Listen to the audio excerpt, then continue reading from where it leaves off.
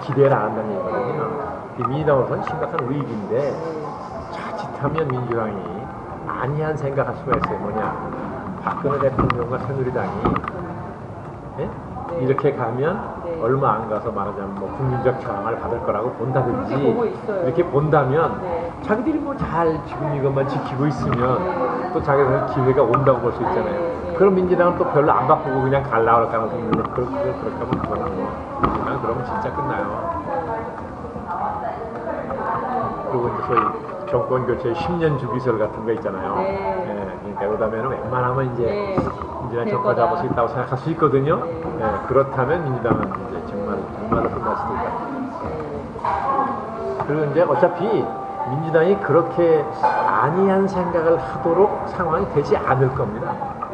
그렇게 안 만들 생각하는 사람이 많고, 박 대통령의 소위 통치 방식이 패러다임이 이게 문제가 있다 라는 국민적 인식이 확산이 되고 새로운 정치세력이 등장했는데 상당히 국민적인 공감대를 만들고 간다라는 게 벌어진다고 가정을 해보면 박근혜 대통령의 패러다임이 지속 가능하지 하기 어렵다고 볼 거 아니겠어요. 그럼 뭔가 거기도 새로운 자기 일신상 문제 때문이 아니라도 한국 정치의 미래에 위해서라도 이건 안 된다라고 판단하면, 그렇죠? 자기들이 생각을 바꿀 수도 있는 거잖아요. 그게 뭐 나쁜 겁니까? 그렇지 않습니까? 그러니까 저는 모든 가능성이 열려 있다고 보고, 관건은 새로운 정치 세력이 과연 등장하느냐 못하느냐, 등장하면 어떤 모습으로 등장하느냐가 중요하다는 거죠. 정권이 바뀌면서 새 정부가 들어서면서 국민적 기대가 있기 때문에 새 정부에 대한 그런 혁명적 상황이 소강 국면으로 들어갔다고 저는 봐요. 그런데 만약 금년 하반기를 지나면서 내년 봄에 들어가서 경제 상황도 악화되고 따라서 사회가 굉장히 이제 불안 요인이 많이 커지잖아요. 여러 가지 안보 상황도 그래서 그죠? 좋지 않고 그런 여러 가지 그런다고 그럴 때는 다시 그런 소강 국면에 들어갔던 민중의 에너지가 다시 분출할 가능성이 있어요. 바람직스러운 건 아니지만, 그렇죠? 그렇게 되면 다시 혼돈기적 혁명 상황이 벌어진다고 한번 가정을 해보자고요. 바라는 건 아니지만, 그러면 지금 뭐 새누리당은 지금 뭐 거의 집권당 구식 역할을 못 하잖아요. 그냥 대통령의 통치 수단으로 전락해버렸죠. 그러니까 국민적 신뢰가 없어요. 그러니까. 그리고 박 대통령의 통치 스타일도 어떤 한계에 부딪힌다고 봤을 때 어떡할 거냐. 대한민국이라는 국가는 잘 보존되고 발전해야 될 거 아니겠어요. 그럼 국민이 어떤 선택을 하려고 할까요? 기존의 세력에게 맡기자고 그러겠습니까? 아니, 이래서는 안 된다라고 새로운 어떤 아젠다를 제시하며 나오는 정치 세력이 있다고 치면 그 세력에게 맡겨보려고 그러겠습니까? 네? 그럴 수 없는 거잖아요. 그러니까 안철수 의원이 됐든 아니면 다른 세력이 됐든 어쨌든 새로운 정치 세력이 등장한다고 가정해 볼 때 그 세력이 국민에게 어떤 청사진을 제시하느냐, 그 청사진을 어떻게 구현하겠다는, 어떤 사람들이 이걸 구현하겠다 나서느냐, 이 두 가지가 핵심이에요. 어떤 청사진이냐, 그 국민의 공감대를 얻어야 되니까. 그런 거 청사진이 좋다 하더라도 그 구현할 만한 사람들이 국민한테 신뢰가 가야 될 거 아니에요. 도덕성과 능력 면에서. 그 두 가지가 갖춰지면 국민들이, 그렇죠? 또 여러 가지 지지할 수 있는 거잖아요. 그러면 뭐 기성 정치인 중에도 나는 저런 새 정치에 나도 참여해, 새 정치를 열어가는 중심 역할을 하겠다고 할 수 있는 정치인이 나올 수도 있는 거잖아요. 이론적인 가정이지만, 그러니까 저는 모든 가능성이 열려있다. 세대별로, 연령별로 세대가 있잖아요. 그러니까 말하자면 이제 흔히 사회가 뭐 원로라고 하는 그런 세대 중에도 국민이 볼 때 뭐 과거 활동을 할 때 부도덕한 짓을 했거나, 국민의 손가락질을 받을 만한 짓을 한 일이 없는 사람들이 있죠. 없는 건 아니죠. 적지만, 적은 수지만. 그렇게 도덕적으로 손가락질을 받을 만한 일을 한 일이 없으면서 나름대로 뭐 국가 운영이나 정치 발전에 대한 일정한 시간이나 경험이 있다고 생각하는 사람 소수지만 있을 겁니다. 따져보면 그런 사람이라든지 50대 같으면 그보다 조금 더 수가 많겠지. 40대는 뭐 그런 사람들이 국민에게 나라가 이래서는 안 되니까 이렇게 나라를 바꿔야 된다라고 결심했을 때 그런 국민이 평가해줄 만한 내용이면 금방 국민적 지지를 받을 수 있습니다. 이제는 정치적 수사, 레토릭만 가지고는 국민의 신뢰를 못 얻습니다. 국민이 거기는 안 흔들려요. 현혹되지 않는다고. 이제 알맹이가 있어야 되는 거예요. 이게 이제 예상인데 아마도 모든 지역에 다 후보를 내는 게 쉽지 않을 거고요. 민주당하고 아무래도 그렇죠? 서로 부딪히면서 모든 지역에 다 부딪힐 수는 없을 것 같아요.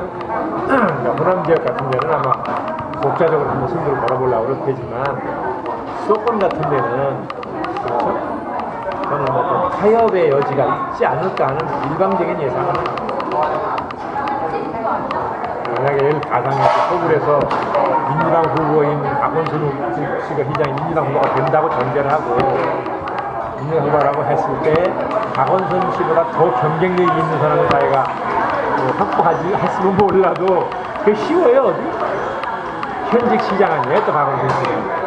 그렇다면 꼭 뭐 그보다 못한 후보를 내서라도 박 시장하고 표를 갈라먹는 걸 하려고 할지. 정치를 권력을 생산하는 재화로 보자. 그러면 생산자와 소비자가 있는 건데 생산자 정당은 정치, 소비자는 국민이고. 근데 정치를 국민이 감정적으로 소비한다는 거예요. 그러니까 욕하고 치워버리는 거죠. 그러면 안 된다는 거예요. 그러니까 민주시민으로서의 어떤 시민의식을 가지고 평가하는 게 아니에요. 심판하지 않는다고. 선거가 심판인 건데 그렇잖아요? 그러니까 정당이 내놓는 정책과 후보가 상품인데 막 그만 욕을 했다가 그 다음 선거에 또 사 그 상품을. 응? 그렇잖아요. 그러니까 화성도 따지고는 야 어떻게 이런 사람을 우리죠? 뭘로 보고 이런 사람을 우리가 칭찬하냐라고 분노를 하는 게 상식이라고 생각하는 거니까 아닌 거지. 소비자의식이 없으니까 온갖 비굴한 방법으로 그 자리에 남아있으려고 하는 사람은 수도 없이 많이 봤는데 자기 소신에 맞지 않는 정책을 대통령이 결정해서 일방적으로 밀어붙인다 그래서 나는 양심상의가 추진 못한다고 장관직을 던진 사람 봤냐 내가. 나는 그런 점에서 신선한 충격을 받았거든요. 사실 그렇고요. 난 시기적으로 지금이 정기국회 회기 중이고 또 곧 국정감사가 진행될 예정이기 때문에 지금 중요 부처의 장관이 약간 저런 식으로 그만두는 것은 입법부에 대한 예의가 아니라는 거죠. 그리고 대통령한테도 후임자를 몰색할 수 있는 여유를 줬어야 됩니다. 시간적으로. 공백이 없도록. 그런 점에서는 의사를 분명히 하고 일정 시기까지는 말없이 직무를 수행하는 게 좋았을 것 같은데 시기 선택에서는 아쉬움이 있으나 그것도 그 사람이 모를 사람이 아니에요. 그럼에도 불구하고 그렇게 던진 거는 뭔가 아직은 자기가 말하는 사정이 있다는 거예요. 이후에 그 성격으로 보면 약간 공개적으로 자신을 비판하거나 이런 사람은 용납하지 않는 걸 보겠죠. 네? 김종인 씨 그렇죠? 김광두 교수 그렇죠? 이상돈 교수 그렇죠? 이상돈 교수 아직도 전화를 기다리고 이상돈 교수 같은 사람은 비판한 것도 아니에요. 그냥 아주 꼼꼼한 문제 제기를 그냥 한 수준밖에 안 됐는데도 아니에요. 그것은 제가 나름대로 그게 대통령이나 인사 원칙, 인사 철학 같은 거예요. 그러니까 절대적으로 충성을 요구하는 거죠.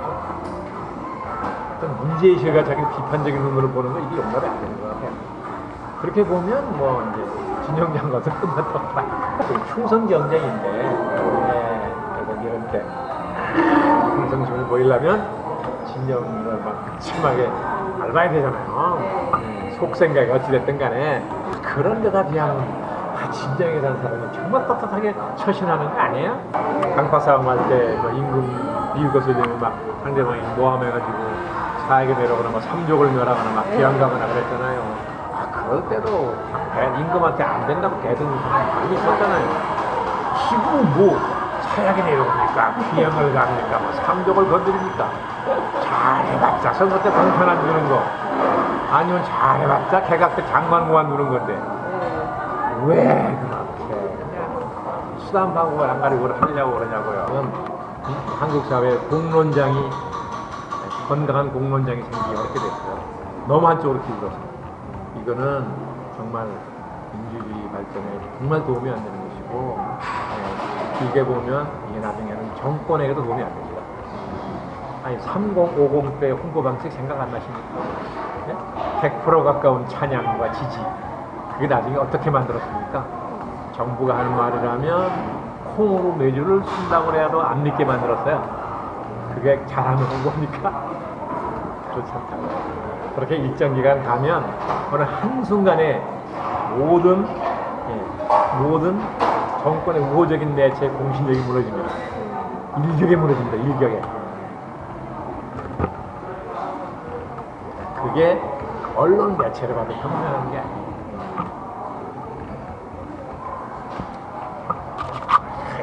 아니 물론 회사마다 자기 가치관이 있고 노선이 있으니까 어찌 좀 기울어진다는 건 자연스러운 현상입니다. 그러나 저널리즘의 본분, 저널리즘의 어떤 기본을 벗어나서 하는 건 아니에요.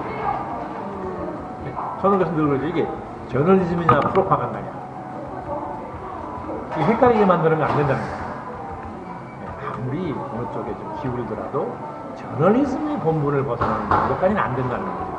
이미 그럼 벗어나는 건 저널리즘이 아니니까 프로파간다로 가버립니다. 있다는 거예요. 뭐 지식적으로 가고 그다음에 늘 단기적으로는 반동이 있다는 거예요. 그랬죠. 잠깐 다 반동이 다 있어왔습니다. 불란서 혁명 이후 불란서 정치화도 보십시오. 얼마나 엎치락뒤치락했습니까? 다 그런 거거든요. 그러니까 그렇게 긴 역사를 긴 눈으로 보면 절대로 기관할 일은 아니라는 거죠. 그러나 이제 우리 형편이 다 절박하니까 약간은 좀 적게 지불하자는 것 때문에 이런 노력을 한다는 거죠. 그럼 맞아. 그냥 경제는 압축 성장을 했지만 그나마 압축 성장하는 바람에 얼마나 많은 폐해가 생겼습니까? 또 경제 분야도. 그런데 정치 압축 성장 안 돼요. 방법이 없어요. 그러니까 그러나 이제 이 사회 지식인이라는 사람, 또 정치인은 끊임없이 노력을 해야죠. 성숙하는 과정은 짧게 하고 약간 적게 지불하기 위한 노력을 정말 끊임없이 해야 되죠. 그런 책임이 있죠. 그러나 단기간 일찍이 토크빌이 그랬잖아요. 민주시민으로서의 덕성, 시민이 민주시민으로서의 덕성,